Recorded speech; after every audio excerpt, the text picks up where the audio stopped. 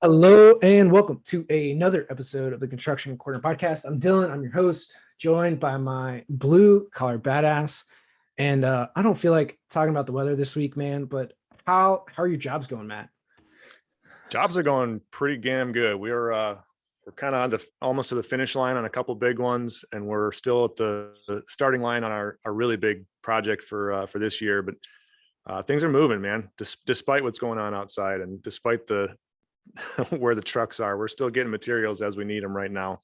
Yeah, they're still in Canada, are they? They're in Canada. They're on the bridge. They're in Detroit. We'll see what happens there. Yeah, Cool. I saw a huge line. Cool side note, though. We actually signed up our first intern today on that program I started a few months back. So now I got to figure out what the hell to do with this kid. He starts in like 3 weeks. Dude, that's awesome. That's awesome. And just as a little quick side note before I introduce our guest today, guys, if you haven't been following Matt and his example in posting pictures of job sites and progress updates, basically like you do for your owners every week, Matt's doing that on LinkedIn and across Facebook, Instagram, all that kind of stuff. Really good example for you guys to take on how you can keep really everybody apprised at how projects are going, how jobs are going, and really just show off your projects as they're getting built in the wonderful world of construction. So little side note there. Thank you, sir.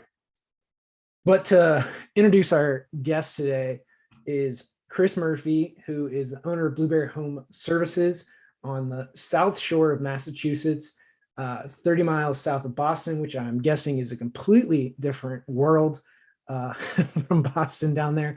I know it doesn't take far to get outside the city to be a whole different world, but there are premium plumbing and HVAC solutions for residential. So a little bit different world that you're in now, and especially coming from the commercial side to residential.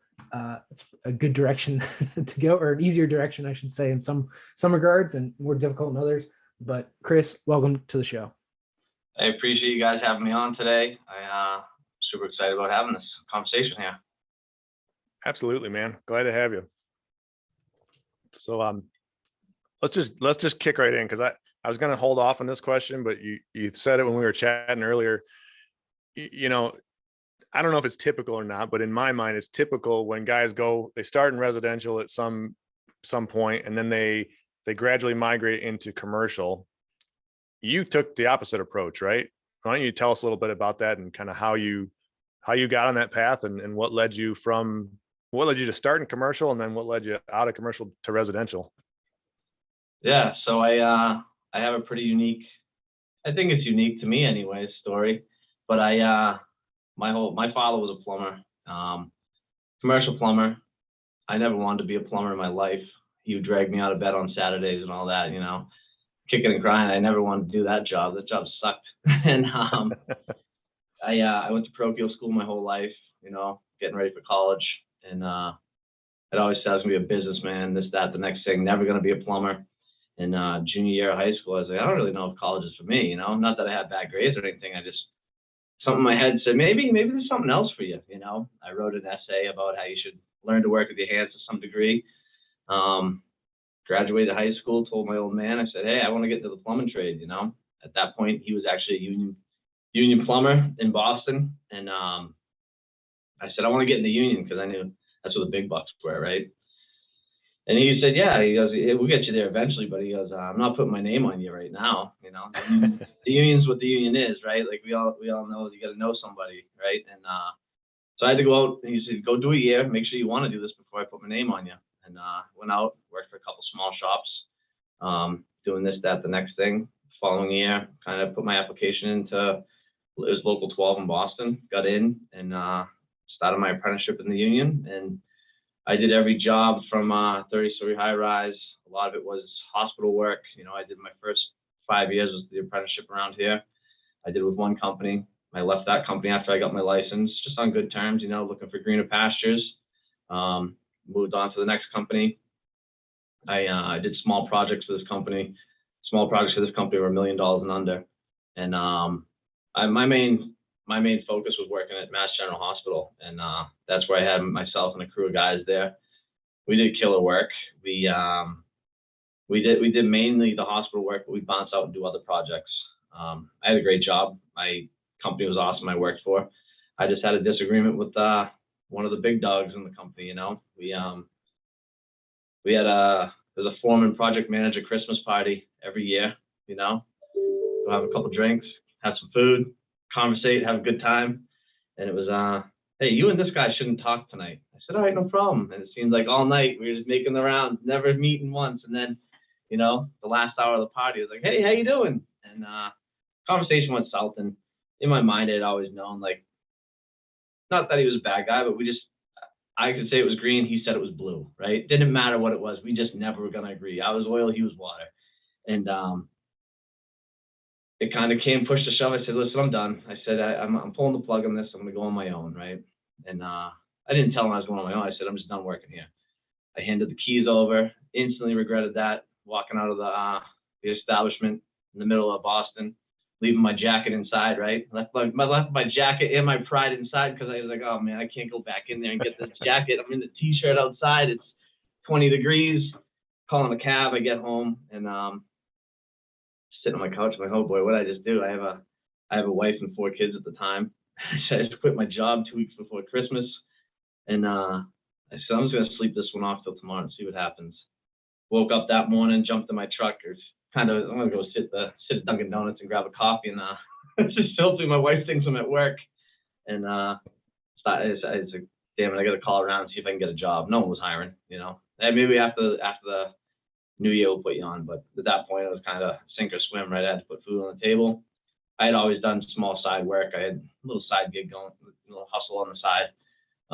That hustle became prime time, you know, and it was January 2018 where I really started ripping and roaring. And I don't know if you guys remember that, but it was the polar vortex, right? It was really cold up here in the Northeast, and just by luck of the draw, you know, like I like to think that I'm super business savvy, but I think there's a bit of luck that goes with business.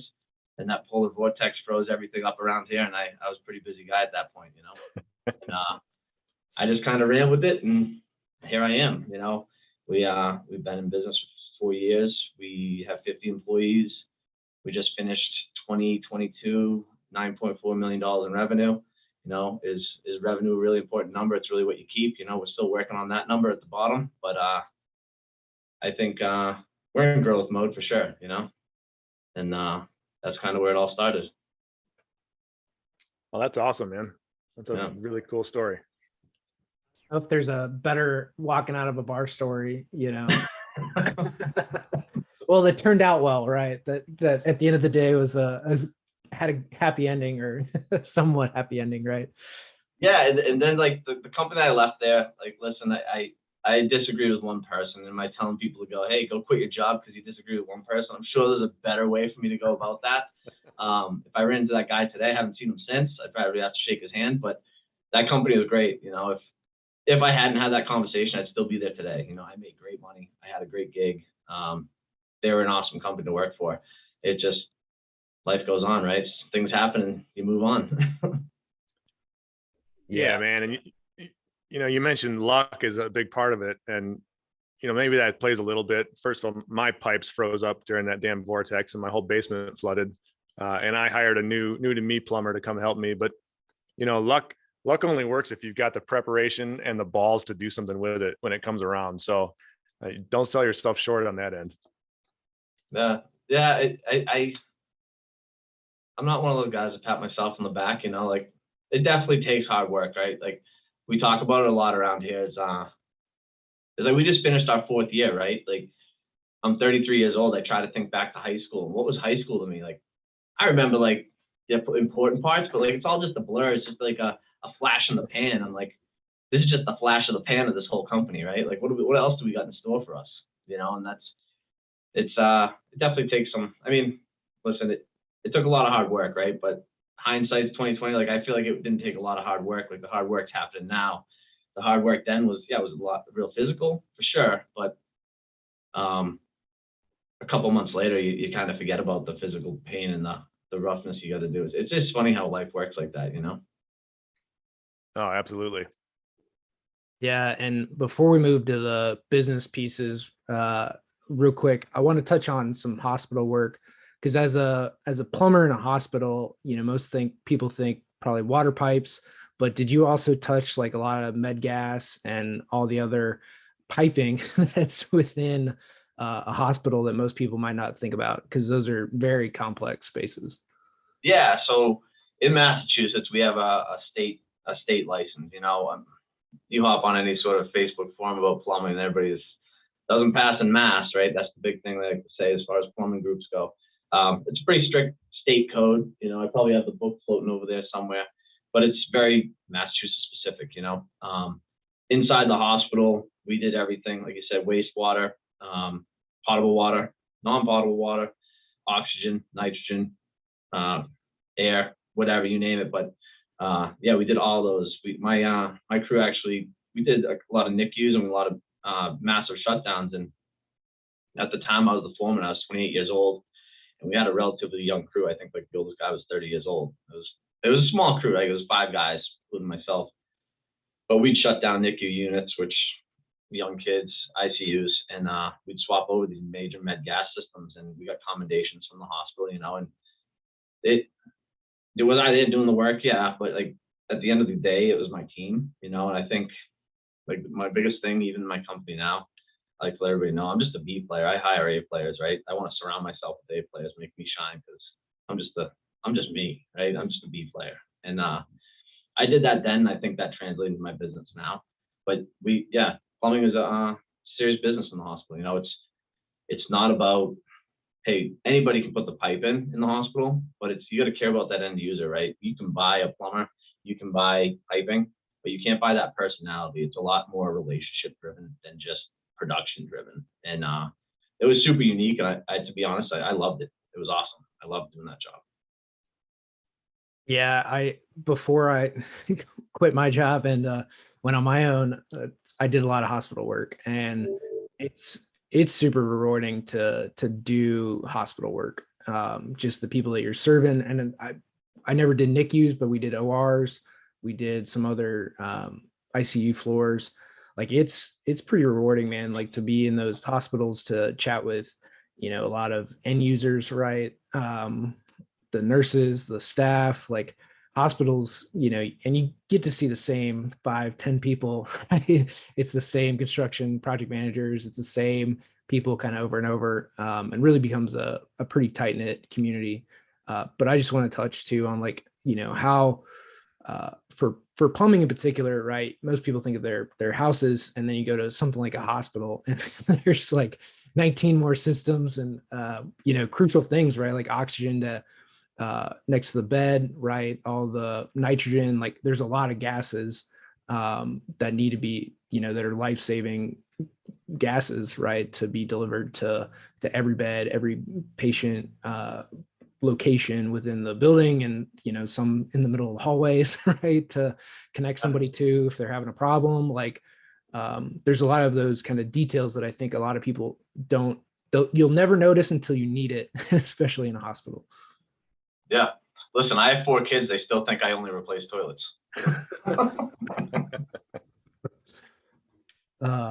Yeah, like I will never take like hospital systems for granted. So I like pointing those things out, especially like how complicated they can be. But to move over to kind of the business side, like how long did it take you to hire your first guy? So January 1st, 2018, I had put my notice in. It was like December 17th, right? I had quit my job, being cordial. I said, hey, listen, I know I run X amount of jobs at the hospital, right? 'Cause he always had multiple jobs running at the same time. I said, I'm going to come back for 2 weeks, leave on good terms, and I'm going to get whoever you want in here to come replace them. Let's do it. I'll show them the way what I'm doing. So I left there January 1st, 2018. I'm on my own, right? I got my white van. I got my couple jobs rolling in, and I don't know if anybody listening to this is a plumber, but it sucks working by yourself. Like you go insane talking to yourself in the van. So I actually had a guy who mowed my lawn, right? He did landscaping, and in the off season he'd do general labor, and then I was doing a job for a contractor, and I seen him and I said, "Hey, what are you doing here?" I didn't know he had done like this day laboring. He's like, "Oh, I just day labor for this guy in the off season." I said, "Oh." I said, "This guy's an asshole." I said, "You want to come day labor for me?" And he's like, "Yeah, sure. I don't even know if he has anything tomorrow." And he came on that day, and or the next day, and he's been here ever since. Right? He's kind of, I tell everybody he's my right hand man, because day 7, he likes to tell everybody he's here day 1. It was day 17, or day 13 or 17. Right? I let it know that it's day 13. But his name's John. He's been here. He's been pretty instrumental in the whole growth and development of the company. But he was the first person I ever hired. And after that, that was like out in the field. You hire that first person just to help you. He's a helper. The next biggest hire I made, I hired a lady, Mary. She's my bookkeeper. She actually had taken an early retirement, and she was probably the next most important and most integral piece to my business. And probably single-handed, I could say that's the only reason that I'm still in business, because she made sure the bills were paid. And she had retired early, taken an early retirement, and I knew her through one of my daughter's mothers, is her mother, and this, that, the next thing. She actually lives with my neighbor. She's my neighbor too. And I approached her. She was 69 at the time, and she'd been retired for 8 years. And I said, "Hey, Mary, I was looking for someone part-time, that can pay the bills and answer the phone." And she said, "Yeah, sure. I'll come in 3 days a week or whatever, 2 days a week, whatever you need, a couple hours." I rented an office space. She came in. To now she's 73. I'm trying to tell her, "You got to retire, right? Enough's enough." Like, I appreciate it. And now we're pacing to be over $15 million this year, and she's 73 running the books. I want her to go off and have a nice retirement, enjoy life, So she was probably the second biggest hire I ever made. Especially with a service-based business with that many employees. I mean, that bookkeeper role is mission critical, man. Even with where I'm at with, we're a GC, so we're pretty low on the head count, but that role it's really important where I'm at. But when you have, 50 some odd people running around who all want to get paid, and all your supply bills and everything you got, that's a hard role to fill, but it's super, super important to have a great person there. Absolutely. And I'll say it again, like, probably one of the most important roles we've had, and she's filled a big, huge hole for us. And, like, we've talked, and like, we're making this transition of her leaving, and she has a goal to leave, and she knows that she has to get out of here and go do a few things and enjoy her retirement. And it's a big plan to get her out of here, to make sure it's ready for the next person. And we just hit this point where we're projecting to do 17 million this year. I like to say 15, that way we don't crush our hopes and dreams. But it's a lot. It was a lot last year. I assume it's going to be a lot more this year.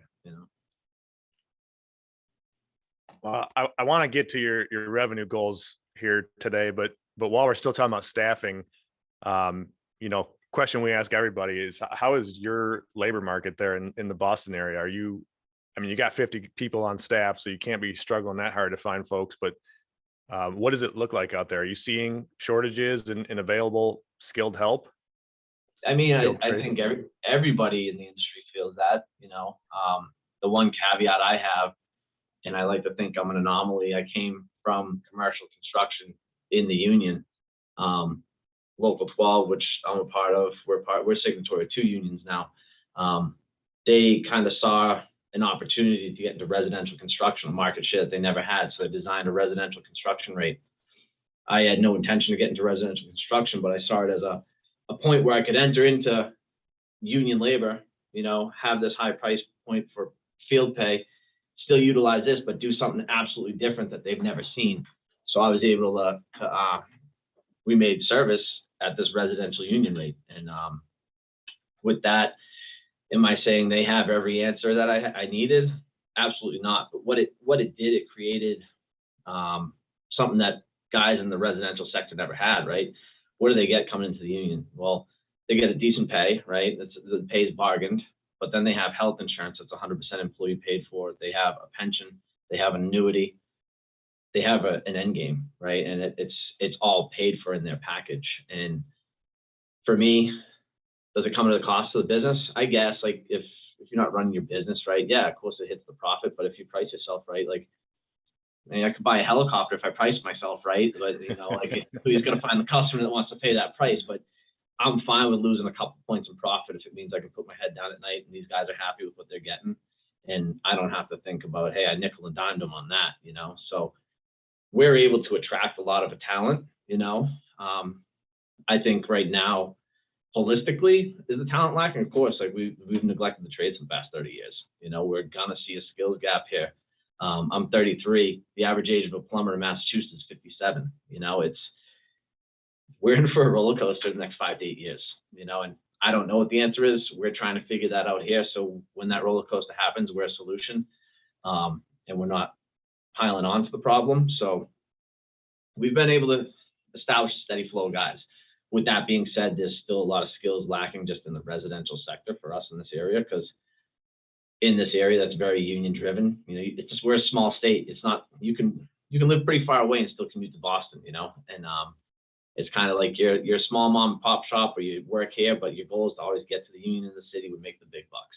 So we're trying to twist that narrative and make so you can work closer to home, make, you know, maybe you're not making the biggest bucks, but you're still making decent bucks, you know, but that work-life balance and that commute is kind of removed from the, I mean, at the end of the day, I drove an hour and a half to work every day and I hated it. You know, I lived in the city for a long time, married my wife, had kids, and then hour and a half commute with traffic. That's 3 hours you never get back every day of your life, you know? Oh yeah. So we're trying to change that narrative, and that's how we're able to keep guys coming in, you know.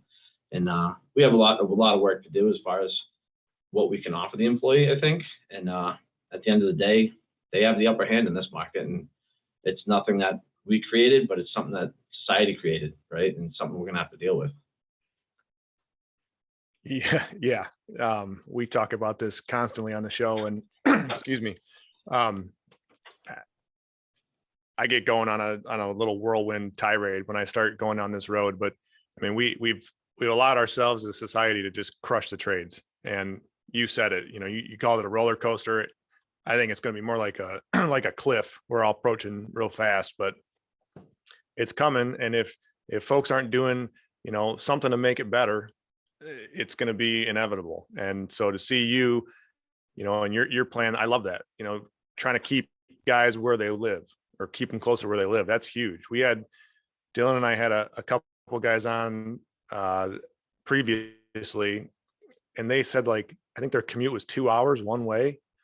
I mean, they're commuting. They loved it from Long Island into Manhattan, so it's like an hour and a half, 2 hours. You know, the Brizzy brothers, and to that point, right? Like, that's rough.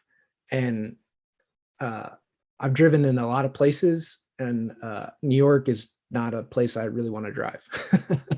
You know, Bay Area traffic sucks for like San Francisco and stuff. And they can't drive. I can't imagine, you know, pissed off New Yorkers or, you know, Bostonites or, you know, New Englanders, man. It's not even like the drive, right? Like, I could drive 40 miles, but it's the damn traffic, right? It's the nodding back and forth, stop and go. And that shit will put you to sleep. Like, you're driving, you know, and it'll put you to sleep, but you're angry.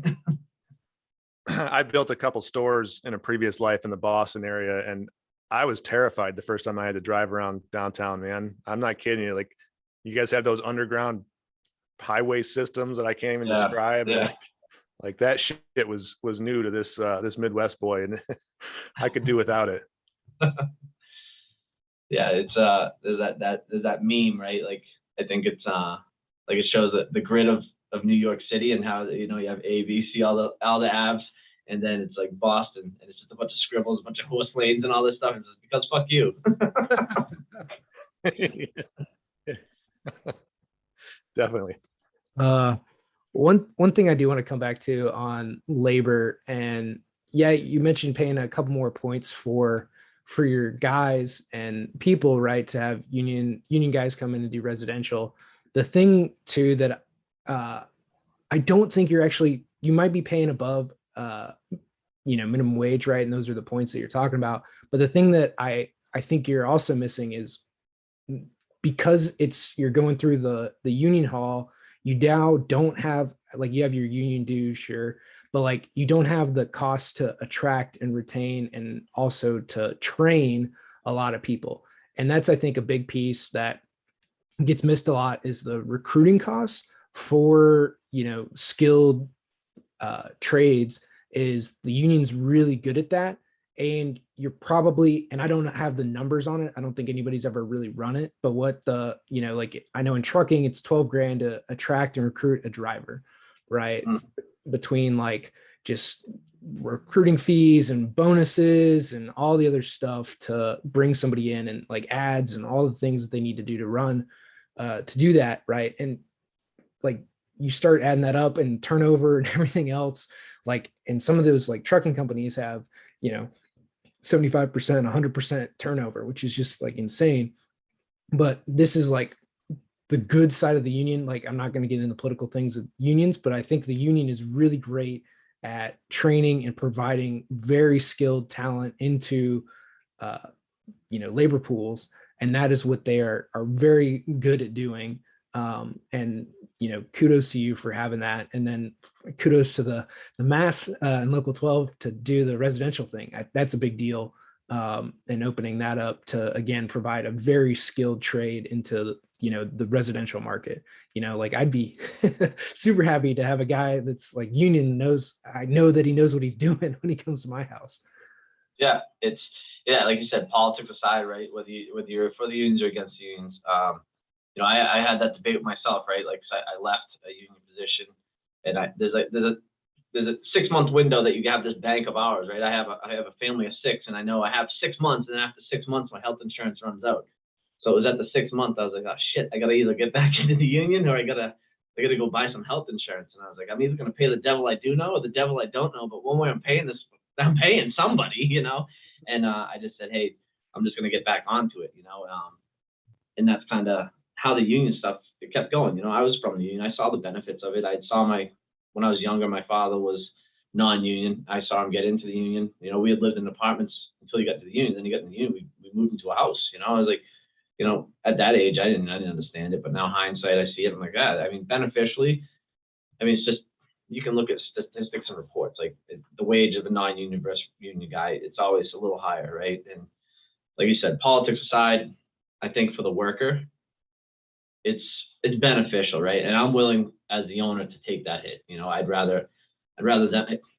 We're in a workforce where they own it, right? I'd rather them be happy than be mad, because if they're mad, they're going somewhere else, because there's a million other opportunities if I can't offer it.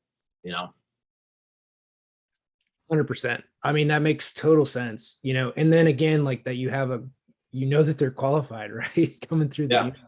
Like, yeah. That's, I think the residential division itself, it's a new thing. Like, so Local 12 was our primary signatory union that we pull labor from. Their original agreement's like 150 or 180 years old, right? This residential agreement is 7 years old, and my company's 4. So like, there's a lot of growth and development to it, and they're still trying to figure it out. And I'm trying to be the leader and trying to help them with it, and I try and keep a super cordial relationship, because I need them just as much as they need me. And I think that's something that's lacking. So now we've also signed on with other locals, and they see a benefit to it, right? Like, the union structure is very much like local politics. You have your state level, your local level, state level, and then international level. And the international says, hey, we like that, let's do it. But you guys got to figure out how to do it. And that's the local level that we deal with. And, they're like, hey, what do you want us to do? We don't know how to do it. So if I have to be that instrument to help them do it, I'm all for it, as long as we can all see it's a viable resource to produce hours, produce money, produce income for people, put people to work, Well, and you're helping blaze a new trail, right?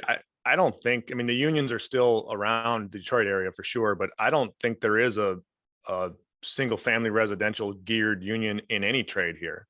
We have residential, but it's only once you get up into multifamily and, apartments and senior living, that kind of thing. So yeah, that's pretty cool to be kind of driving that ship with them. Right. And then just go back to my roots. We actually for 2022 started another company. So Blue Bear Home Services Residential, and I started C. Murphy Plumbing and Mechanical, which is also a signatory shop that's going to focus on commercial tenant fit out and multi-res construction, and that'll go back to the roots of what Local 12 and what I came from, that's just like a piece of me that I'm like, I really like doing it. I don't want to give it up, Yeah. So that's kind of an interesting point then. So you're going to be operating on a residential side and a commercial side. Are your guys interchangeable, or are you hiring a whole new No. staff for the commercial side? It'll be a whole new staff, and that's where me and the union get together and fight.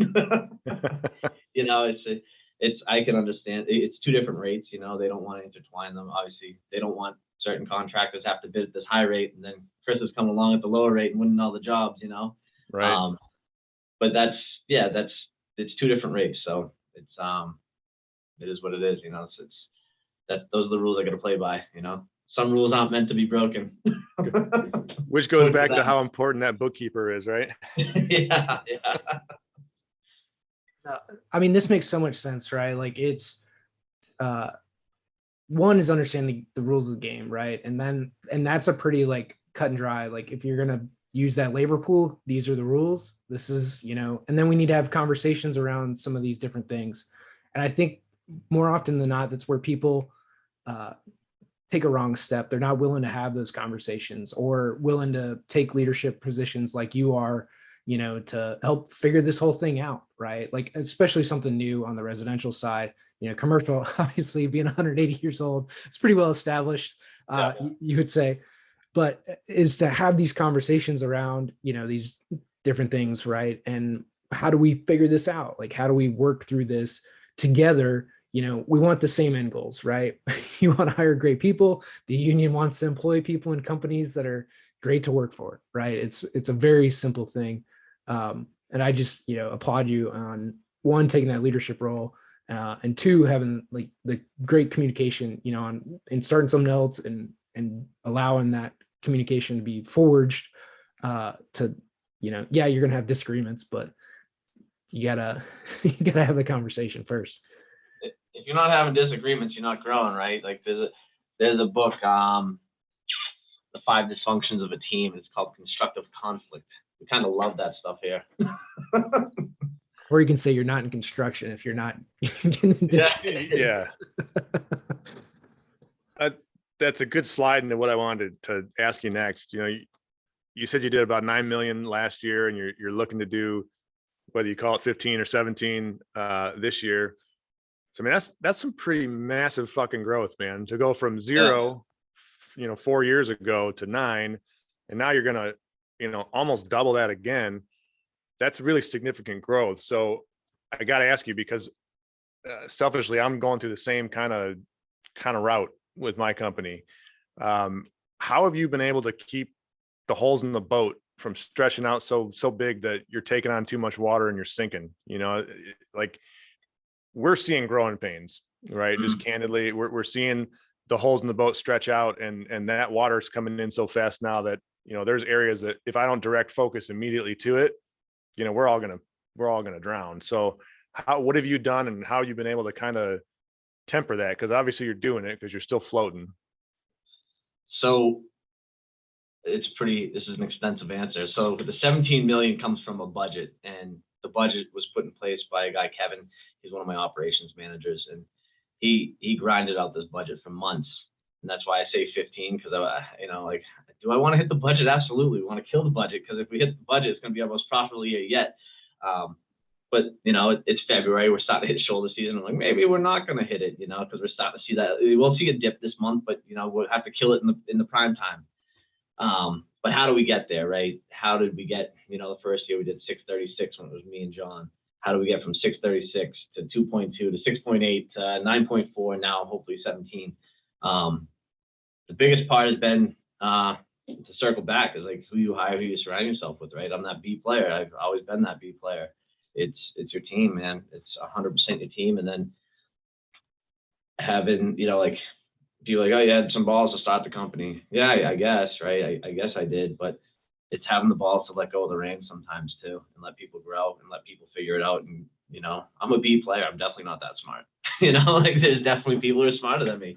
How about you let the other people who are a little smarter than you run something? And that's why my 3 key people a lot of like the important conversations, just there's four of us just hashing it out, and that's where that constructive conflict comes, do we always agree? No. Does it usually end in an argument? Typically, but like we hash something out and we get to the bottom line. And it's, a lot of people, what's your success? What's your success? Well, first of all, it's my team who holds me accountable, who helps build this, could I do this all myself? Absolutely not. Absolutely not. And then we just go to work every day. Like these guys have great work ethic. I have one guy, John, he's probably the most emotionally intelligent person I've ever met.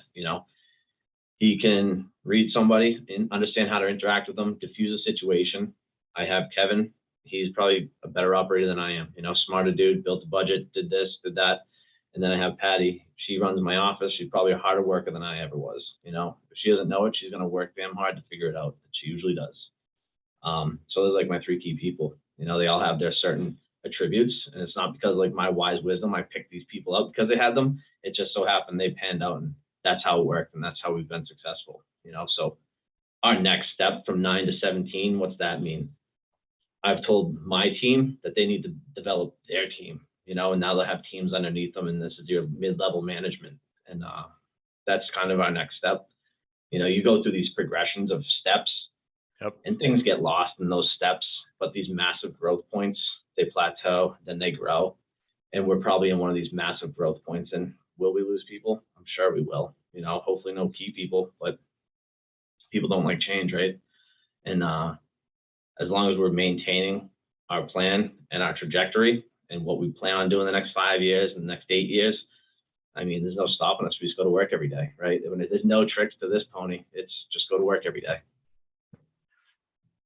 That may be the best answer to it I've ever heard. Just a B player, man. Well, and so in our initial conversation, so talk about one of the things with you being a new company, in Massachusetts, right? There's a lot of ingrained people they call their tried and true guy. How have you kind of cracked into that market, for lack of a better term, and get trust? Yeah. So like I had lunch, and I don't want to take credit for this because I didn't say it, but after I heard it, I was like, oh man, that's a really good hypothesis, and I had lunch, not a direct competitor, but some guy on the North Shore, and we're talking about, hey, out in California, there's these 50, 100 truck companies, down in Texas, down in Phoenix, Florida. How come there's not these 100 truck companies in Massachusetts or the Northeast in that area? And this is what he said. He said, I think it has to do with generationally. There's probably 6 to 7 to 8 generations of families in the Northeast, right? It's the birthplace of America. The first shot was fired in the Revolutionary War, this, that, the next thing. And then you go out to Phoenix and California, you might have maybe 1 or 2 generations, there's a lot of transplants out there.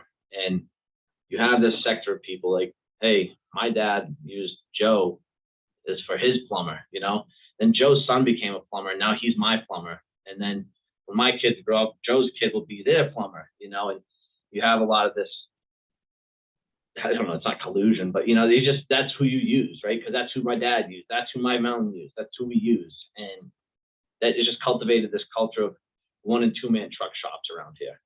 And being in the hardened New England, Massachusetts people that we are, we don't like change, right? Like I literally just said it because I deal with it in my company. Nobody likes change, especially us, right?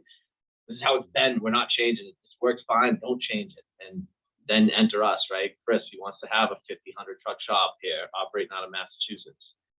So what's going to change that? I think the way people purchase stuff is changing. You have millennials who just became the first 2 years ago. They bought more homes than baby boomers. How do millennials react? How do they operate? I'm a millennial. There's a book called Not Everybody Wins a Trophy, right? It goes through the whole millennial generation, how they operate, what they want to do. I know myself, I don't even know how many subscriptions I have, right? Like I have to go into my bank account and go, oh, we're still subscribed to that, and what does a millennial want? They want like ease of use, right? Like when my Netflix is down, I know it's going to get fixed. I just know I pay a monthly fee and it's going to be fixed, right? So how do we bring that to the trades, right? Because for the majority of millennials, they have white collar jobs, right? We just talked about there's this skills gap for 30 years. We've come out of college, so most millennials fall into that white collar job. You know, who wants to deal with that furnace that doesn't work anymore? Don't worry about it. We're gonna put you on a subscription plan. You're gonna be a premium member. When that thing goes down, you give us a call. We're gonna come out and fix it. You know, you don't have to do much more than that. Who wouldn't love that? You know, we're not at that point yet, but how awesome would it be to hit it in your app? Because then you don't even have to talk to somebody. You know, so I think that's how we're gonna break the stigma. I don't think we're doing anything. I think just culturally, it's gonna change it itself. You know, because then you change that. The millennials. It's funny, like if you got, not that I'm like a psychologist or anything, but you read these books about how they purchase and how they interact. I mean, I say they, and I'm one, right? Like, how do I do it? And it's just really interesting. And I think that's really what's going to change the tide of how purchasing happens, even just in commercial construction, right? Commercial construction, they're starting to take over. The boomers are retiring, you know, the millennials are moving into those premier spots, project managers and everything, and everything's just changing, and you have to latch on to how that millennial generation is going to do business. And I think that's how you can launch yourself into the future and into prosperity, hopefully. It's a really long-winded answer. No, but it makes a lot of sense, man. I mean, you got to cater to the people that you're relying on, right? Whether they're your employees, your customers, or otherwise. So to figure out the psychology behind that, and try and not necessarily play off of it, but just understand it enough that you can utilize it to your favor. That's key. Yeah, and to cater to people's wants, right? It's a lot easier to cater to people's wants than their needs, to be honest with you, right? Just because we're in residential, right? We live in the Northeast where heat's a necessity, right? When it's 2 degrees out, I need that boiler firing or that furnace firing. You know, I need it. I don't want it, but I need it.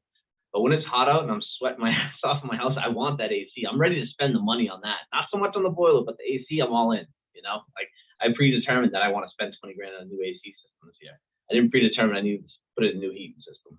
You know, we see that, the wants and needs. So if you play off the wants of people, and you know, millennials want something different than what boomers wanted, right? And that book that I mentioned, Now Everybody Wins a Trophy, there's like 4 or 5 things that millennials want, like even from workforce perspective, right?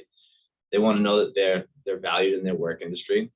They want to make great money. They want to have awesome work-life balance, and they want to know what they're doing is making a change, right? So I take those 4 things, and I'm like, oh, you take like 3 of those things and kind of put them into a union, right? They want to be a part of a big organization, make a change, and have this awesome work-life balance. I said the union kind of provides those things, you know. So there you go. There's your workforce. Now you got to take that, and the hard part is figuring out how the consumer wants it, right? And that's kind of where we're at now, trying to figure it all out.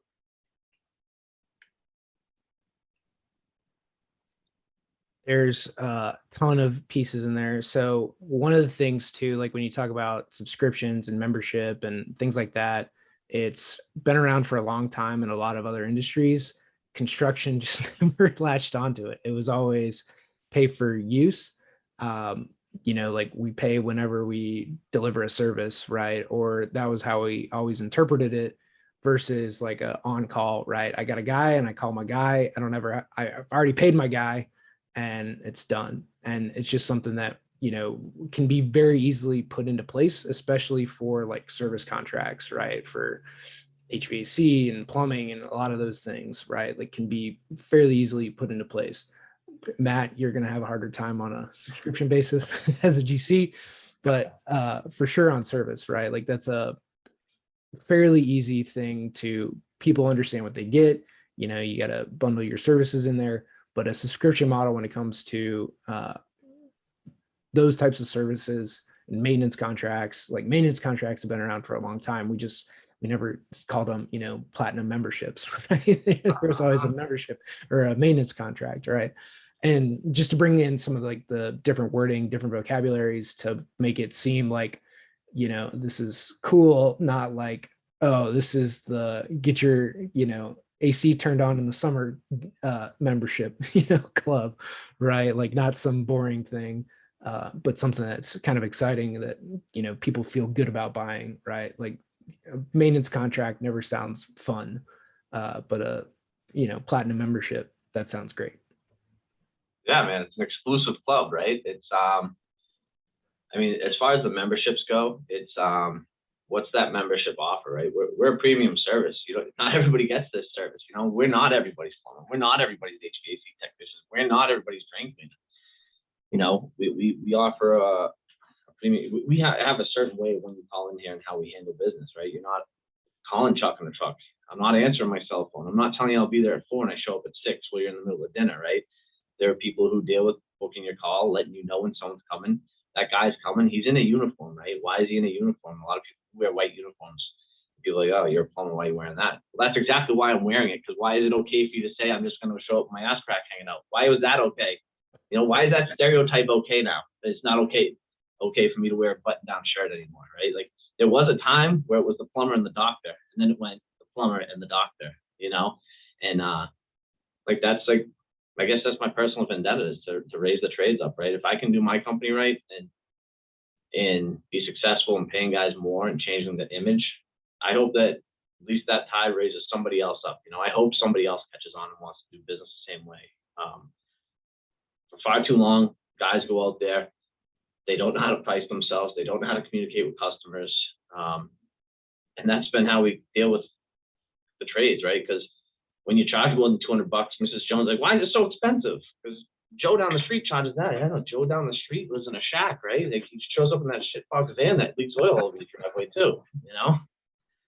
So that, you know, it's an exclusive club. It's a membership. We are definitely going to service you. You know, your customer's chosen to do business with you, and we choose to make sure that you are satisfied further than the next customer that's just calling us because they want to.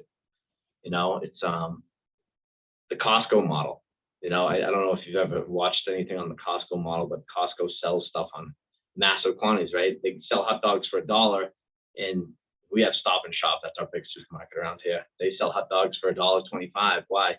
Because Costco wants your membership. They don't care about selling hot dogs. They care about selling memberships, you know, and it's an interesting model because then once you have that membership sold, you have a consumer that's going to buy. You know, you're not hunting for the next guy and the next guy and the next guy. This is some really fantastic tactical shit we've gone through today so far, man. That's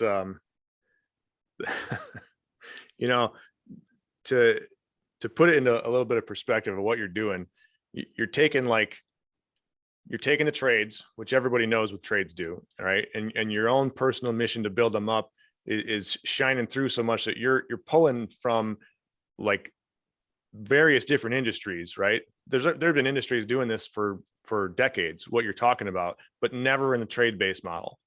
And so you're grabbing up all these great aspects of all these different specific and different industries and pushing them into the trades for the sole reason of building the trades. You're going to soar with this, man. Like there is no way you lose because you've got the heart. You can see that when you're talking about it.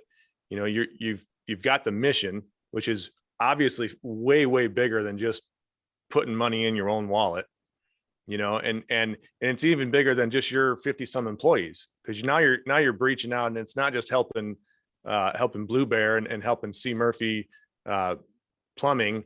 It's helping the entire damn construction industry as a whole. And that is one of the core tenets of what Dylan and I are even doing this show for, period. So it's always refreshing to hear guys have that mindset, but I don't think I've ever heard it expressed in quite the way you just did. Yeah, I mean, like, listen, do I want to be filthy rich? Absolutely, right? But I think I just hope that's a byproduct for everything we do. You know, this to think that I'm gonna snap of the fingers, build a company and be filthy rich. I don't think that's ever gonna happen. I think this is just a vehicle to make the industry move for sure. You know, and it's exciting. Like when I first started, I'd probably say I was a little misconstrued, thinking I was going to make it rich, and that was what my primary thing was. But now that I'm in the weeds of it, and this is my career, this is my job, it's the trajectory has definitely changed as to what the goal is, right? Because like, you're 100% right. If you hit this goal, other things are just going to fall into place correctly, you know. And what I'm doing is a small part. There's bigger players in this industry doing bigger stuff than I am, right? And I'm not even super intuitive to changing stuff. I read a lot. I graduated high school. That's all I did, you know. So I read a lot, I listen a lot, and I just try and implement stuff that I hear that works, you know. And I don't know, it's been somewhat successful so far. You know, I'm not trying to play it down by any means, but I mean, it's a work in progress. It's 4 years in, you know, it's a flash in the pan. Like I said, it's high school. We just did high school, you know, on to life now. So one of the points, like you mentioned 3-4 books, you mentioned that you read a lot, right? Like how many books did you read last year? So last year, I hated reading. I don't even like reading, to be honest with you. But I did 75 hard. I didn't finish. I got 68 hard. The Andy Frisella program. But that's when I really started reading. And then I had a couple people in the office. We were doing it.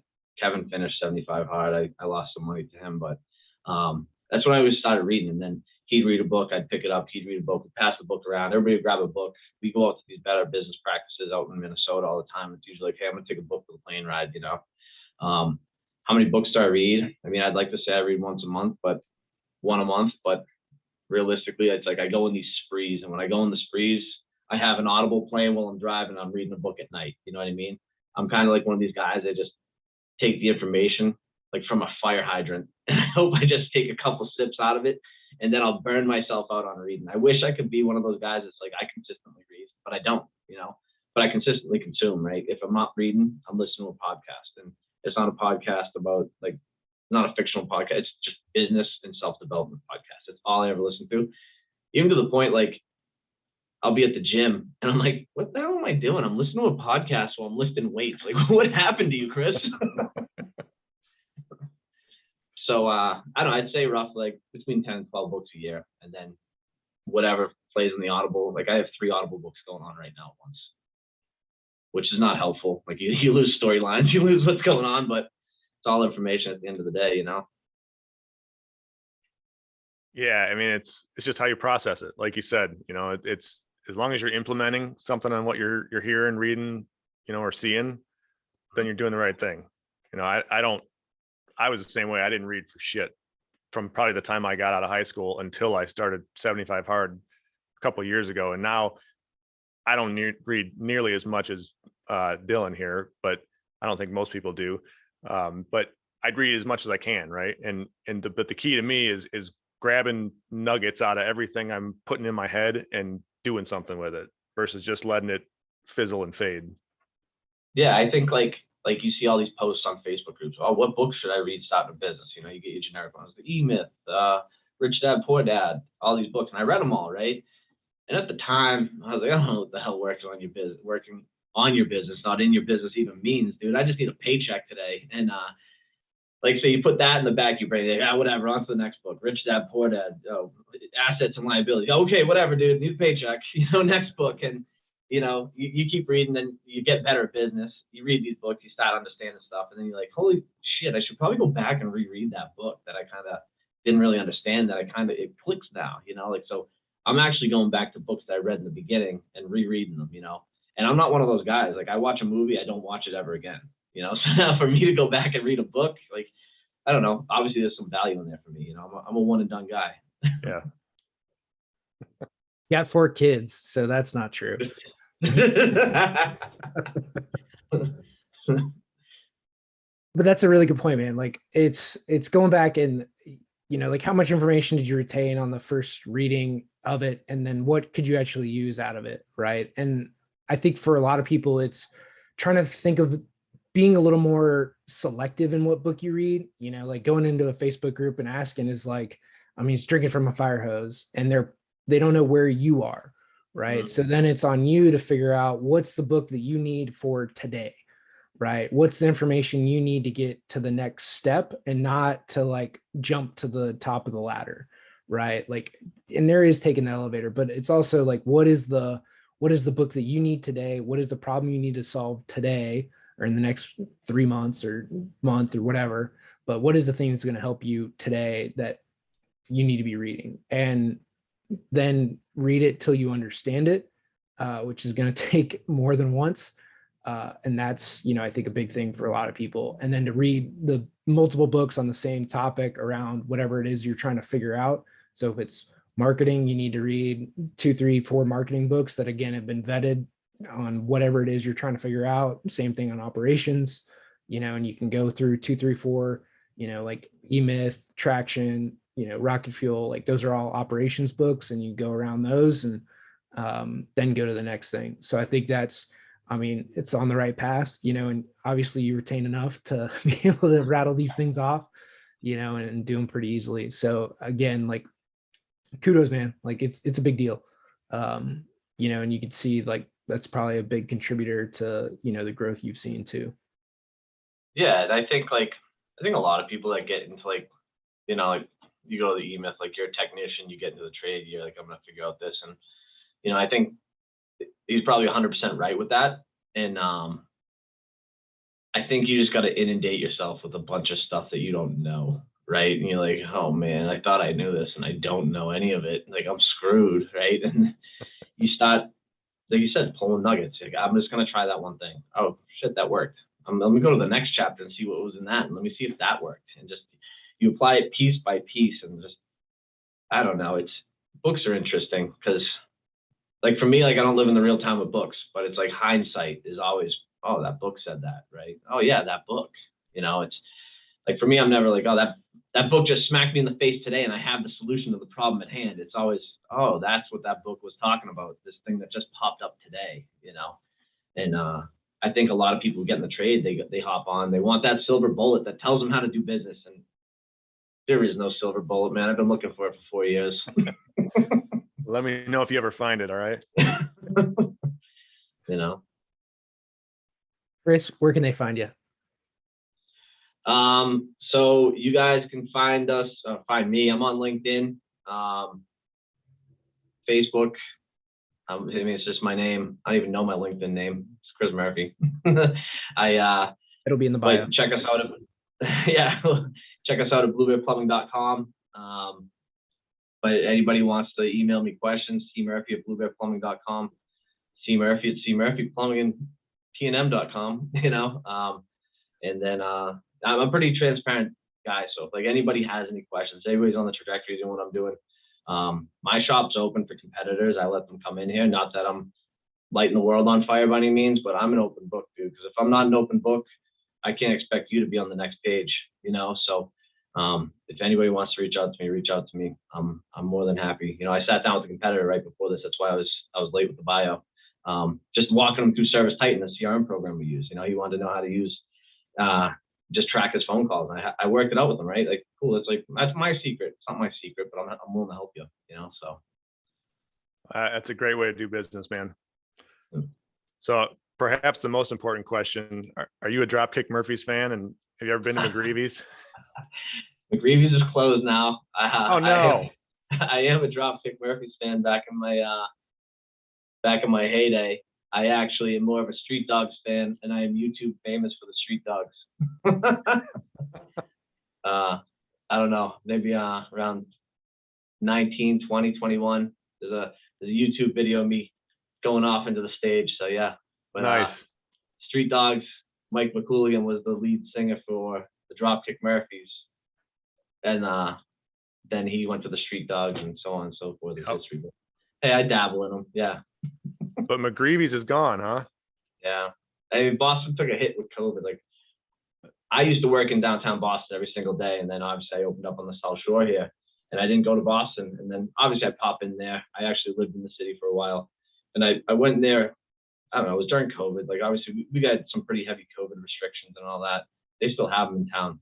And you'd walk down Boylston Street, the street with all the bars. I'm like, oh man, they're all closed, And I don't know. I think the restaurant industry they got screwed. They got the short end of the stick for sure, Oh, yeah. And it sucks for them, And it's funny, you go back into where your stomping grounds were, where you went every single day of your work career, and you're like, oh, all that stuff's gone, Yeah, closed down. Ah, bummer. That was a cool place. Yeah.